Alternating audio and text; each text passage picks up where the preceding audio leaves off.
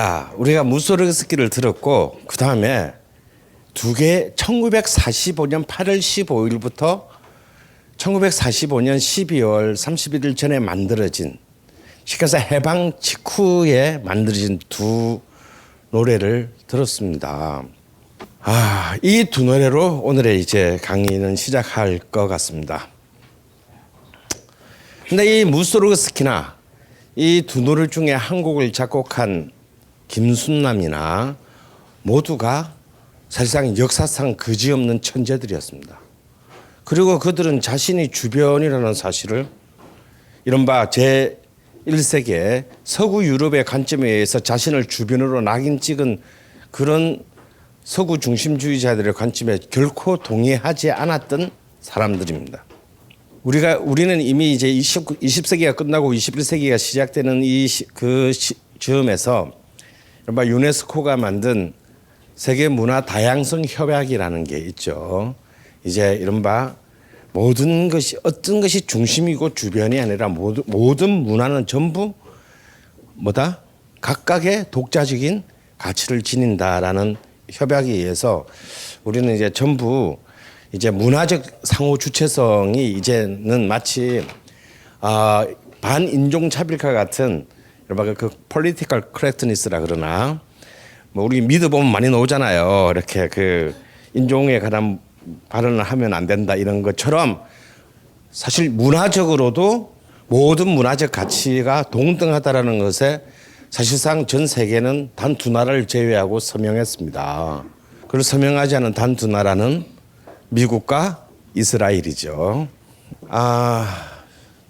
하지만 1945년의 이 시점, 어찌 보면 전 세계에서 민족주의라는 말이 세 번째 어쩌면 챕터로 들어서고 있는 바로 그 시점에서 여전히 세계인들의 문화적 감수성을, 그리고 문화적 감수성과 어떤 예술적 신미안을 지배하고 있었던 것은 여전히 서유럽과 미국에 의해서 만들어진 그러한 어떤 기준들이었습니다. 그리고 그 이외의 지역은 당연히 주변이었죠. 자, 그런데 어떤 일이 이 19세기에서 이제 20세기 중반에 걸쳐서 일어나는지를 오늘 여러분들과 함께 여행해 보도록 하겠습니다. 여러분이 처음 들었던 무소르그스키나 그리고 두 번째로 들었던 노래 중에서 두 번째의 노래, 해방의 노래의 이 작곡가인 김순남은 러시아와 한반도, 식민지 조선의 그 거리가 있지만, 그리고 시기적으로도 약 100년에 가까운 거리가 있지만, 사실은 이 두 사람을 묶는 딱 하나의 단어가 있습니다. 바로 민족음악이라는 단어예요. 혹시 고등학교 때 내가 음악사에서 뭐 국민음악파 이렇게 배운 걸로 아는데 국민음악과 민족음악은 다른가요? 라고 질문하실 분이 없으시면 좋겠어요. 그럼 국민음악파라고 하는 것은 완벽한 오역입니다. 그러니까 정확한 번역은, 이게 이제 이 내셔널 뮤직 이것 때문에 이걸 국민음악이라고 얘기하는데, 정확한 번역은 민족음악이에요. 그럼 도대체 민족음악이란 게 뭘까? 그리고 이게 왜 중요한가? 그리고 그것이 왜 지금 21세기의 우리에게는 또 어떤 K-팝이 전 세계를 난리 블루스를 끌고 있는 이 와중에는 또 무슨 의미가 있나? 혹시 이 민족음이라는 개념은 뭐냐? 캐캐 묵은 아주 이미 관뚜껑에 못 박혀가지고 이미 하관당한 그런 개념이 아닌가? 그렇게 생각하실 수도 있어요. 자, 오늘의 주인공을 소개하겠습니다. 바로 러시아 5인조 그리고 조선 음악가 동맹입니다. 자, 이 두 주인공을 이제 러시아 5인조와 조선 음악가 동맹의 얘기를 한번 시작하기 위해선 역시 바로 이 순간에서 시작해야 할 것 같습니다. 1945년 8월 10일 밤 12시에 워싱턴에서 무슨 일이 일어났을까? 이 날이 어쩌면 이 순간부터 지금 이 순간까지의 우리 한반도의 역사의 운명을 결정지은 순간이라고 할 수 있어요. 바로 이 순간에 딘 러스크라는 육군 대령과 그의 동료인 또 한 명의 대령이 급히 상관의 부름을 받고 옆방에서 한 번도 가본 적이 없는 동네의 지도를 펴놓고 금을 긋고 있었습니다. 미국은 굉장히 당황했어요. 이날로부터 4일 전에 히로시마에 원폭을 투하했습니다. 일본의 항복은 일본의 패배는 결정적이었습니다. 그런데 문제는 일본이 항복을 안 하고 있다는 사실이에요. 그래서 이날 아침에 미국 태평양 사령부는 일본 육군 사령부에게 긴급한 항복 권고를 했습니다. 왜 항복 권고를 하고 있어요? 할 수밖에 없었냐? 이미 게임은 이겼는데 바로 소련군이 만주 전술로 남하해서 관동군을 무차별 박살시키면서 남하하고 있었기 때문입니다. 일본은 어차피 이긴 거지만 앞으로의 전략적 요충지가 될 한반도는 소련이 먼저 진주할 가능성이 컸고 실제로 이미 8월 10일 날 소련군은 이미 지금 나중에 한국의 영토가 되는 곳에 군인이 먼저 들어왔습니다. 미국이 한국에 대해서 별로 관심이 없었다는 수많은 오해들이 있는데 절대 그렇지 않습니다. 미국은 이미 그전부터 카이로 회담, 테헤란 회담, 얄타 회담에 이르기까지 굉장히 한반도에 대한 면밀한 조사를 했고 여기에 어떤 정치, 경제, 사회적 수준, 다음에 이 한반도를 살고 있는 사람들의 교육적 수준, 다음에 사상적 수준, 사상의 어떤 패턴, 이런 모든 것들을 굉장히 첨예하게 조사를 했어요. 그런데 사실 문제는 당시 2차 세계대전 45년 4월까지 재임했던 루즈벨트였습니다. 루즈벨트는 한국 문제를 그렇게 심각하게 생각하지 않았고 그에 의해서 한국에 대한 입장이 그렇게 명확하게 미군에 의해서 정해지지 않은 가운데 45년 4월에 루즈벨트가 사망했습니다.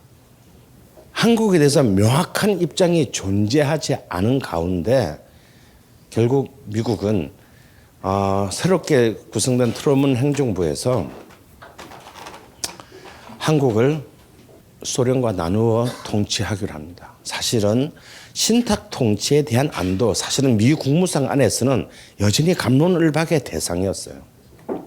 그리고 또 어떤 입장은 우리가 우드로 윌슨의 그 대통령의 그 노선도 갖고 있었는데 지들 문제는 지들이 알아서 하지 이런 이제 아주 방임적인 어떤 노선이 있었는가 하면 굉장히 과격한 노선, 어떻게든 공산화는 안 된다라는 철저히 반공적인 의견이 사실상 우세했고 트루먼 행정부에서 우세했고 특히 이것은 철저한 반공주의자인 미 태평양 연합사령부 사령관인 더글라스 맥아더에 있어서 더욱더 강화되었습니다. 그래서 그들은 소련과의 협상을 위해서 임의적인 선을 그었습니다. 단지 수도만 확보되고 중요한 두 개의 항구, 곧 부산항과 인천항만 확보할 수 있다면 모든 것을 다 줘도 상관없다. 근데 더욱 놀라운 것은 이 제안에 대해서 소비에트 정부는 너무나 쉽게 콜을 했다라는 거예요. 어쩌면 수도를 내어줘야 될지도 모르겠다라는 어떤 그런 다음 패를 갖고 있었는데 소련이 감사합니다 하고 그 안을 받아들였다는 거예요. 우리는 도대체 일본군이 태평양 전선에서 패배하고 있다는 그 사실조차도 모르는 상황에서 이후에 이 한반도의 운명이 이날 결정되었습니다. 식민지 당할 수 있습니다. 그죠? 살다 보면 별꼴을 다 겪는데 식민지 될 수 있죠. 그리고 이 지구상의 208개국의 국가 중에서 식민지의 경험을 통해서 민족 국가로 그리고 독립 국가로 나간 국가는 거의 90몇 %입니다. 어쩌면 굉장히 식민지를 통한 근대로의 진입, 세계사의 편입은 굉장히 보편적인 현상이에요. 우린 그것을 나무라지는 않습니다. 그냥 좀 재수 없었다라고 생각하죠. 그런데 문제는 식민지가 끝나고 난 뒤에 우리가 어떻게 우리의 국가를 수립하기 위한 주도권을 어떤 수준에서 쥐었냐라는 점이 중요한 것인데, 문제는 1905년 을사득약 이후로 무려 40년간이나 끊이지 않고 투쟁해온 독립투쟁의 역사를 우리는 가지고 있음에도 불구하고 우리의 독립과 정부 수립에는 우리의 의지와는 상관없는 곳에서 운명이 결정되었다라는 것이죠. 그래서 우리는 8월 15일을 독립기념일이라고 부르지 않습니다. 8월 15일 날 드디어 그 전날부터 8월 15일 날 히로히토 일본 천황의 라디오 연설이 있을 거라고 공고되었어요. 그렇지만 단언컨대 서울 해화동에서 살고 있었던, 바로 이 동네예요. 해화동에 명륜동에서 살고 있었던 여운형을 위시한 몇 사람을 제외하고는 그 8월 15일 아침에 히로히토 천황의 라디오 연설이 항복 연설이 될 것이라는 것을 예상한 사람은 없었습니다. 왜냐하면 그 대다수의 조선인들은 여전히 일본군이 연전연승을, 태평양 전선에서 연전연승을 하고 있고, 혹은 고급 정보를 입수할 수 있는 그런 사람들도 오히려 지금 뭔가 상태가 좋지 않다, 황군이 기세가 좋지 않고 태평양 전역에서 지금 굉장히 고전하고 있다는 정보를 알고 있었던 일부 고급 정보를 가진 사람들조차도 절대 일본 항군은 항복하지 않을 것이라는 것을 알았기 때문에 오히려 이 8월 15일에 히로히토의 철학 연설이 어쩌면 최후의 옥세를 선포하는 연설일 거라고 예상했습니다. 그래서 조선 총독부의 엔도 총감은 바로 항복 방송이 나가자마자 여운형을 위시한 자신들의 이제 이른바 그 퇴각을 위한 조선인 실무 파트너를 총독부로 부르게 돼요. 바깥에서는 그냥 어이없는 연설에 항복 방송을 넣는 사람들이 전부 그리로 뛰어나와서 대한독립만세를 외치고 있는 동안에 이건 그야말로 그냥 야음을 틈타 담을 넘는 도적처럼 찾아온 해방이었습니다. 그 일본군이 항복을 하다니요. 만세 소리가 시끄러운 그 와중에 총독부 안에서는 엔도 총감과 여운형을 위시한 민족 지도자들이 딜을 했어요. 조선에 거주하는 일본인들이 무사히 본국으로 가기 위한 이제 일본은 퇴각의 딜을 할 수밖에 없었죠. 그런데 여운형은 굉장히 가혹한 5개의 그 조항을 내세웠는데 총독부는 순순히 그 카드를 받아들였습니다. 이것은 이 5개의 내용은 사실상의 완벽한 치안권을 위시한 모든 정치기구의 즉각적 이행을 의미하는 것이었어요. 여기에는 3개월간의 향후 3개월간의 식량을 이 혼란기에 그 조선인들이 먹고 살 수 있는 식량을 안정적으로 공급한다라는 것까지가 포함되어 있었습니다. 그런데 총독부는 그걸 너무 쉽게 승인을 했어요. 그리고 그 순간부터 한국인들의 이 빨리빨리의 이 위대한 속도전이 시작돼요. 저는 오늘의 한국을 만든 20세기적인 그 키워드는 어느 놈인지 몰라도 진짜 잘 만든 그 말이에요. 다이내믹 코리아. 빨리빨리. 뭐 브리타니카 영어 사전에도 올라가 있다라는 그 빨리빨리.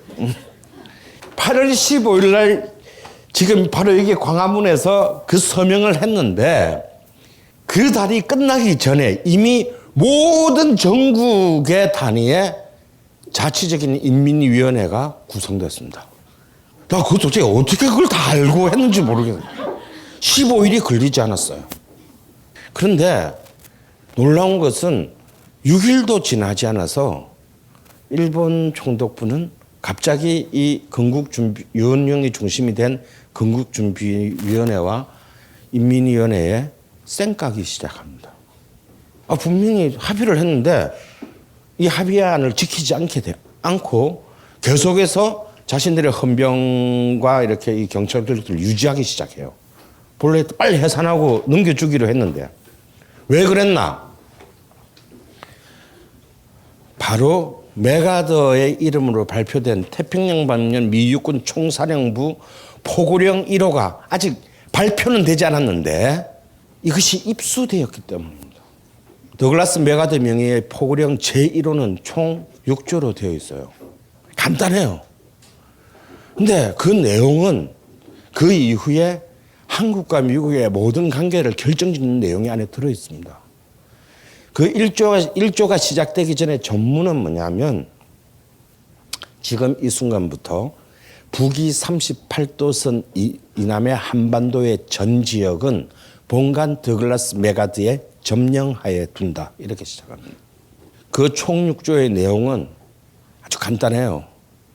어떤 자치적인 자발적인 정부는 인정하지 않고 오로지 미 군정만이 이 38도선 이남의 한국 지역에서의 유일한 통치 기구다라는 것을 확실히 하고 여기에 반대하는 자는 처벌하겠다라는 조항이 있습니다. 그리고 5조는 굉장히 문화적인데요. 이 순간부터 이 지역에서의 공용어는 영어로 한다. 그리고 이것이 번역이 되어서 일본어 혹은 한국어로 번역되어서 그 원문과 다툴 시에는 영어의 내용을 우선으로 한다. 라는 내용이 들어있습니다. 일본이 항복을 한 뒤에도 미군은 아직까지 한반도에 상륙하지 않았습니다. 미군이 한반도에 상륙하는 날은 정확히 45년 9월 8일. 적어도 8월 20일 정도 안에는 일본 총독부 관리들의 손에 들어갔을 가능성이 크고요. 공식적으로 공개는 9월 2일 날 됐습니다. 그러니까 일본인들이 8월 15일 날 요령을 위시한 이 조선인하고 딜을 한 게 바보짓이었다라는 거죠. 자기들은 이 딜을 할 자격이 없는 애들이랑 딜을 한 겁니다. 이게 뭐가 중요하냐고요? 굉장히 중요합니다. 첫 번째, 그 당시에 일본인들은 말할 것도 없고 이 땅에 사는 대부분의 사람들은 미군과 소련군을 우리의 독립을 결정지어준 해방군이라는 인식을 갖고 있었습니다. 그래서 이 9월 8일 날 인천 앞바다에서 인천항에서는 진짜 말도 안 되는 코미디 같은 사건이 일어났는데요. 저는 이 장면을 꼭 영화로 찍고 싶어요. 처음으로 태평양 만면 미육군 총사령부에서 가장 한국에 가까웠던 군단이 제24군단이었습니다. 제24군단 14단의 선발대가 처음으로 구축함 5대에 들어서 21대의 함선에 실려서 인천항으로 오열 종대로 들어왔어요. 그런데 이 천지도 모르는 우리의 위대한 한국인들은 그것을 환영하러 어마어마한 인파가 몰렸습니다. 이 24군단 선발대의 첫 번째 메시지는 환영은 사절한다. 우리는 점령군의 자격으로 왔다. 그래서 이거 뭔 소리지 하고 막 헷갈리는데 너무 많은 사람이 몰리다 보니 수많은 사람들이 폴리스 라인을 넘게 돼요. 근데 이것을 통제한 것은 일본의 기마 헌병이었습니다. 여기서 2사람이 사살돼요. 2사람이 사살되고 수십 명이 부상을 입게 됩니다. 이런 어이없는 일이 일어나게 되는 거죠. 그래서 이 헌병을 사살한 헌병을 사실상 이제 나중에 미군이 들어왔는데 기소합니다. 우리 측에서 열받았잖아. 그래서 기소를 했는데 문제는 미군 정청이 무죄로 판결한다는 거죠. 다시 말해서 이들은 한국을 해방시키러 온 것이 아니었다는 겁니다. 이들은 당연한 얘기지만 굉장히 중요한 자신들의 어떤 국가적 이익을 수호하기 위한 바로 그 차원으로 들어왔고 따라서 자신들의 점령 지역이 어떤 정치적인 어떤 분쟁과 마찰을 자신들과 일으키는 것을 원천적으로 원하지 않았습니다. 이 국가 이름이 어떤 국가 이름인지 아세요? 이 국가 이름이 어떤 국가 이름인지 아시는 분? 이 어디 있는 국가예요? 북한 국민이라고요? 아니죠. 북한 국민은 아니죠. 북한의 정확한 국명은 뭡니까? 조선민주주의 인민공화국이에요. 큰일 난 사람들이야 지금. 누굴 주사파로 몰고 있는 거야 지금. 여러분 이 국명이 생소하십니까? 이 국명은요 우리가 해방이 되고 하는데 제일 처음 세운 국가의 이름입니다. 1945년 9월 6일 날 바로 여기 종로 2가 그 천도교 회관에서요. 바로 그 아까 말한 건국준비위원회가 중심이 돼서 선포한 우리의 행정부 이름이에요. 우리의 첫 번째 공화국 이름, 첫 번째 국가 이름입니다. 그래서 줄여서 인공이라고 불렀어요. 네. 여러분 우리가 이제 하도 북한 때문에 못 쓰게 된 우리말이 많잖아. 에? 동무라는 말도 못 쓰잖아요. 본래 우리말인데. 그래서 졸지에 한자인 친구를 쓰게 되잖아. 그거 못 쓰게 된 말 중에 하나가 인민이죠.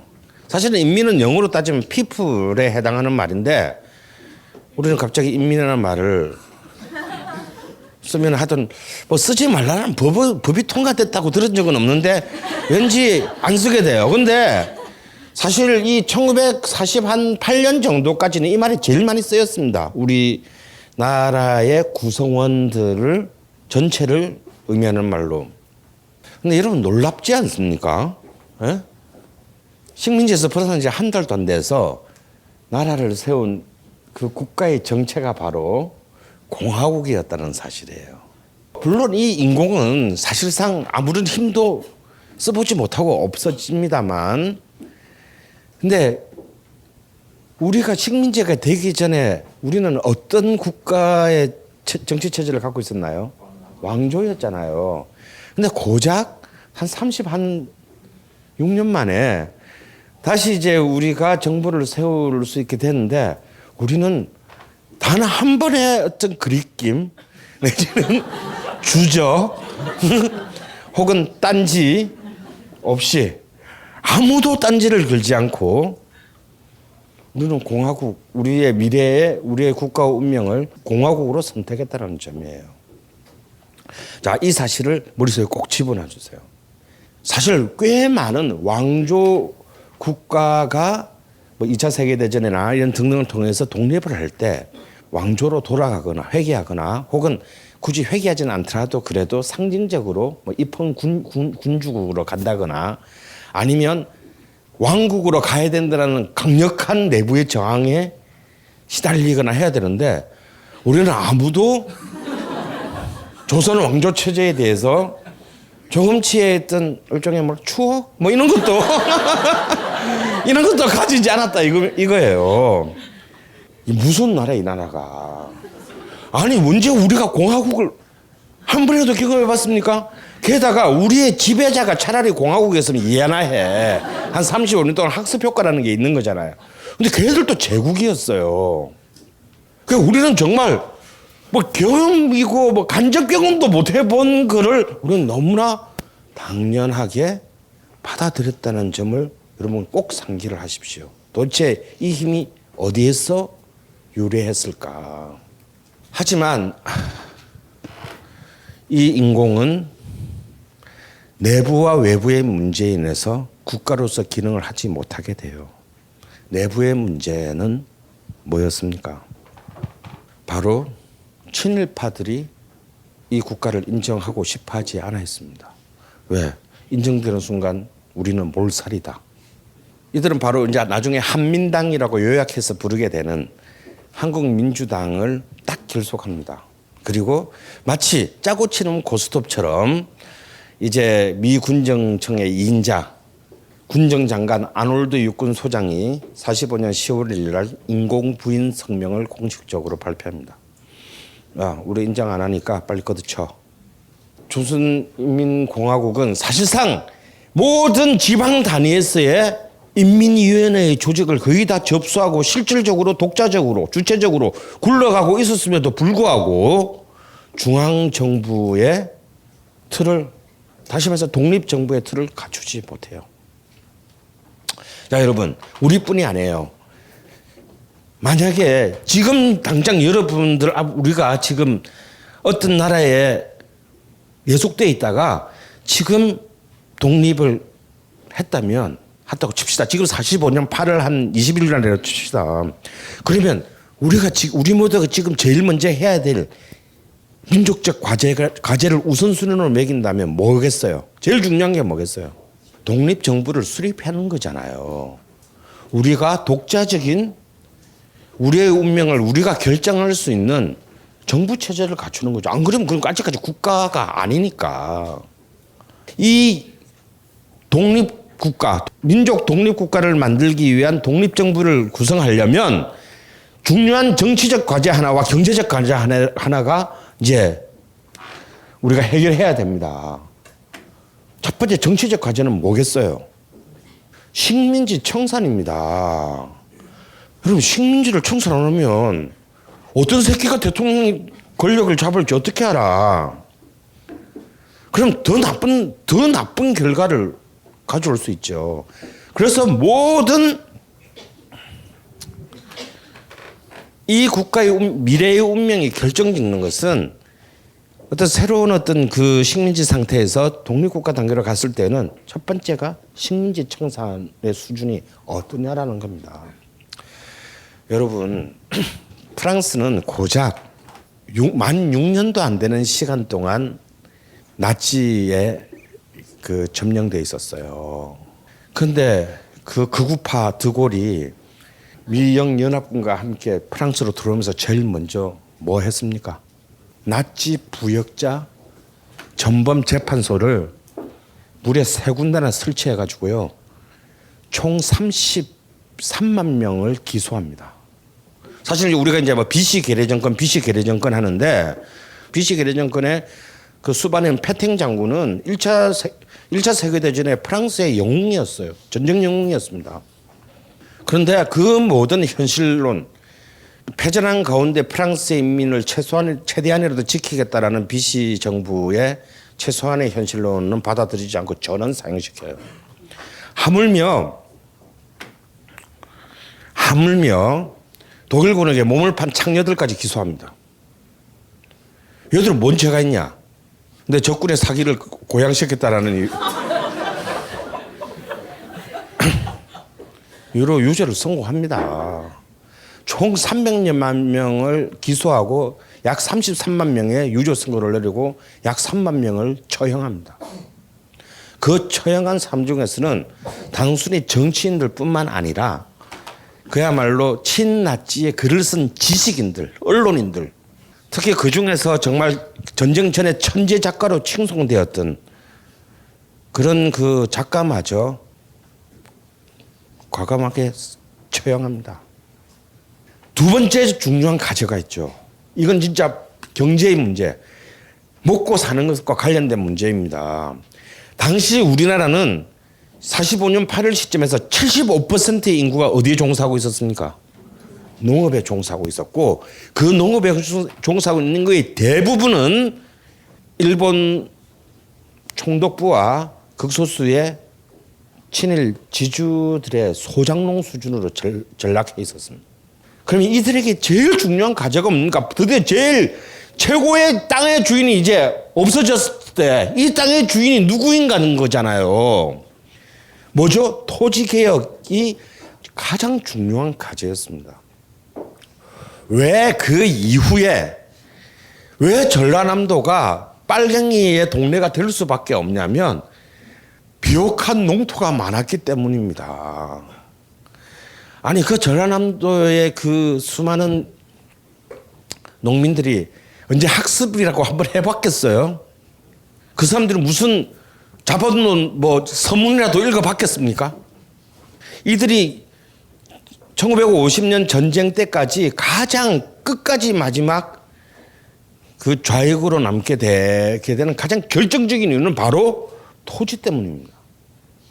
그러나 불행하게도 이 미 군정 치하의 우리의 해방 공간은 두 개의 가장 중요한 정치적 과제, 다시 말해서 식민지의 청산과 토지 개혁을 이루어내지 못합니다. 이것이 38선 이남에 나중에 대한민국이라고 불리게 되는 우리 조국의 첫 번째 비극입니다.